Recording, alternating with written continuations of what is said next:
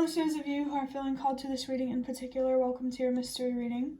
The first thing that I'm going to do is shuffle out one card from the Magical Dogs Tarot to get the context or the general energy of your reading. If you want to be a part of the community that I'm trying to create, subscribe and hit that notification bell. And if you're interested, you can also find me on TikTok. The link to that will be in the description. And before I get you your first card, remember that this is a general reading that could be meant for more than one person. So if you're struggling to find meaning in a message, that's okay, just let it go because it might just be meant for someone else. And if it truly was meant for you, the universe and your spirit guides will make that obvious to you either sometime during this reading or sometime during your journey. These readings that I've been recording today have been very interesting. I feel like there could be someone specific that I'm connecting with, but your card is the Two of Cups. Yeah, that could definitely be a significant card for someone. This Two of Cups is a very clear message that you need to be focused on your emotional stability, so that way you can have more stability in your physical reality. It's possible to feel safe, to feel secure, to be yourself. I feel like it's hard to be yourself because that, hiding who you are it feels like that's how you protected yourself from things during childhood. Let me think for a second. Yeah, there's some trauma that you really need to heal from with accidentally saying here. You really need to listen to what your inner voice is trying to tell you emotionally and mentally. You need to pay attention to your anxious thoughts, your depressive thoughts, because they are trying to tell you something. I really, really feel like you need to be less connected with your physical reality and more connected with your internal reality.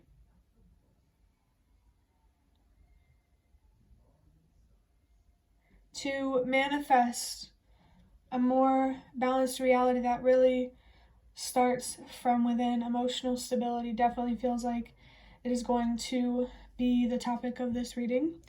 But now I'm going to get a deck of cards big enough to shuffle from this box of cards that I have that I made myself. We're just going to get a few of these to look a little bit deeper into this energy.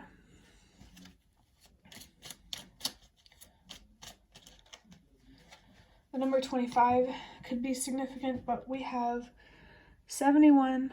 You're not stuck, you're still. 71 comes down to an 8. There's something here that you really need to let go of as a result of recognizing your worth and what you truly deserve, recognizing what you deserved then. I really feel like you need to validate yourself. This energy is just a tad vague, but this, you're not stuck, you're still. Slowing down is not a bad thing. Doing less when you need to do less is not a bad thing. I think prioritizing your needs is very significant right now on every level. 432, trust that everything happens for a reason. You're really being called to focus on your needs for a reason, especially your emotional needs. And I just saw 444. There's something being highlighted here about your foundation. It's possible for you to have a home that truly feels like home, a job that is truly meant for you. It's possible to feel more connected, to feel more like you are where you're meant to be. You just don't feel that way because you're not where you're meant to be right now. You know, you are, but you're not where you deserve to be, is what I'm trying to say. Let's see what the next card is.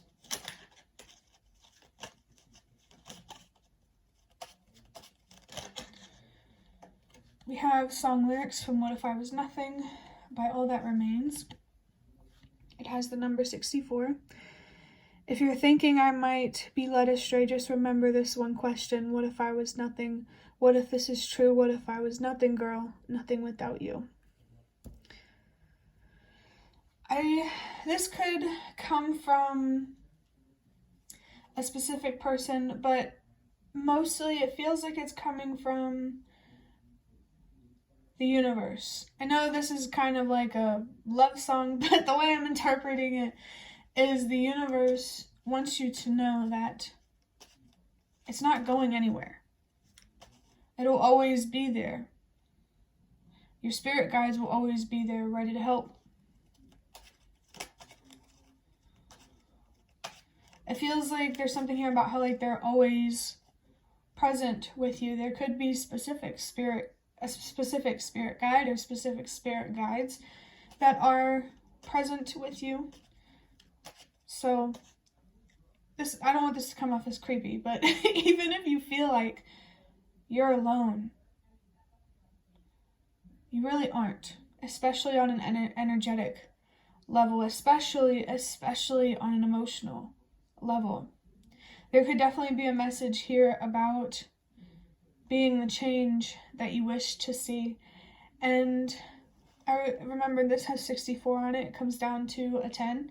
And for me, that's a sign that there's just a little hint or a little nudge here that, you know, the universe and your spirit guides really, really, really want to help you with being the change that you wish to see. You don't have to go through this alone. You don't have to experience life alone, even though you're not. There's just this message here that keeps coming through about how you are not alone. I really feel like your spirit guides and the universe want you to know that the challenges you have been through, people have been through similar challenges, and that's not to diminish how you feel, but it can be comforting to know that you are not alone in your challenges. I really feel that there is a difference here in some way. Like, if there's a difference that the universe and your spirit guides want you to make in some way with your story, but you first need to better understand yourself and your story. If this is coming from another person, like in this physical reality, these song lyrics, I mean, it's clear that it could be someone who, like, there could be trust issues on your end, afraid. I'm thinking, one second.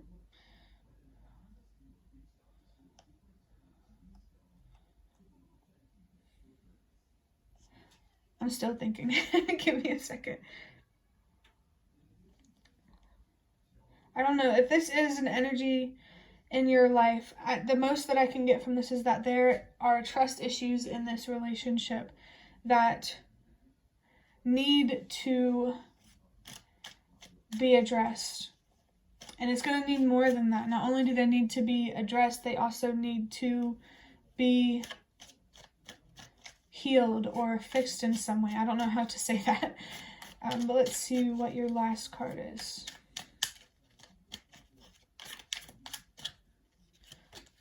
We have, dang it, I think this is the Six of Swords. Oof, I don't know. The Roman numerals. Regardless, the card says, I need to get back on track after a recent conflict of interest. Okay, so I'm getting another message here. There could definitely be a significant relationship here for somebody you did have some sort of conflict, and this person, it feels like they want to work through things for you. That feels kind of vague to put it that way, but I'm just expressing it as it's coming through. But it really feels like this conflict, whether it was with another person or not, there's this conflict within you that needs to be resolved so you can have a sense of feeling like you are getting back on track in your life in general. And what I mean is their life just could have really feel like it has taken from you. And you need to address those feelings and heal from whatever you went through in the past that creates so much internal conflict within yourself, and therefore more external conflict in your reality. And also accidentally saying internal conflict, it feels like change really does start with you in this situation. That's the best way that I can put it. But there's really something here that you need to meditate on, to reflect on. The Four of Swords or the Hermit card, those could be significant cards for you. You really, really need to be focused on slowing down. Do what you need to do in like a responsibility kind of way. But if something is not absolutely necessary, don't stress yourself out about it. And to be more clear about what I'm saying,